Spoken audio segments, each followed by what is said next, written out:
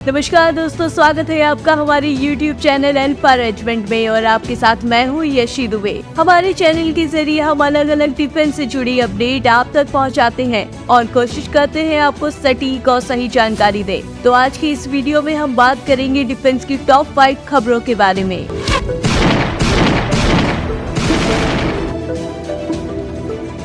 Alpha Regiment.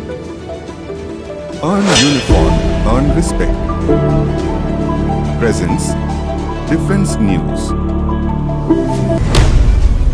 भारतीय वायुसेना तेजस के वन-ए लड़ाकू विमान के लिए स्वदेशी जैमर पॉड करेगी विकसित। जी हाँ दोस्तों, भारतीय वायुसेना घरेलू LCA मार्क 1A लड़ाकू विमान के लिए स्वदेशी जैमर पॉड विकसित करने की एक परियोजना पर काम कर रही है। वायुसेना के अधिकारियों ने इसकी जानकारी देते हुए कहा कि IAF के बेस रिपेयर डिपो को अपने लड़ाकू परिवहन विमान और अन्य हथियार प्रणालियों के लिए आवश्यक उपकरणों को अपने देश में बनाने और आयात में कटौती करने का काम सौंपा गया है। साथ ही 16 ग्रुप इकोनॉमिक्स एक्सप्लोसिव लिमिटेड के उपाध्यक्ष कर्नल विक्रम ने कहा कि मल्टीमोड हैंड ग्रेनेड पहला उत्पाद है जिसे आयुध कारखानों के अलावा भारतीय सेना को सौंपा गया है।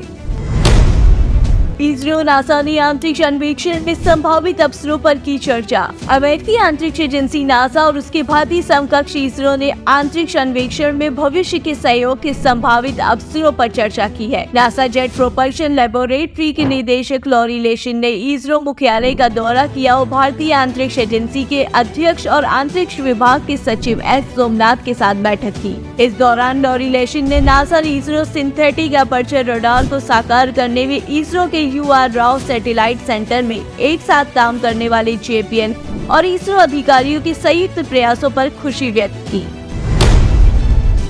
गाजा के लिए आपातकालीन सहायता लेकर दूसरा वायुसेना विमान मिस्र के अल अरिश हवाई अड्डे के लिए हुआ रवाना। भारतीय वायुसेना का दूसरा C-17 विमान गाजा में चल रहे इजराइल हमास युद्ध में फंसे नागरिकों के लिए 32 टन राहत सामग्री लेकर मिस्र के अल अरिश हवाई अड्डे के लिए रवाना हुआ। विदेश मंत्री एस जयशंकर ने गाजा वासियों को मानवीय सहायता देने की पुष्टि करते हुए एक पोस्ट के जरिए बताया कि भारत सरकार फिलिस्तीन के लोगों को मानवीय सहायता देना जारी रखेगी। वहीं इससे पहले भारत ने पट्टी में इजरायली बलों के चल रहे जमीनी हमले में फंसे नागरिकों के लिए 38 टन मानवीय राहत भेजी थी।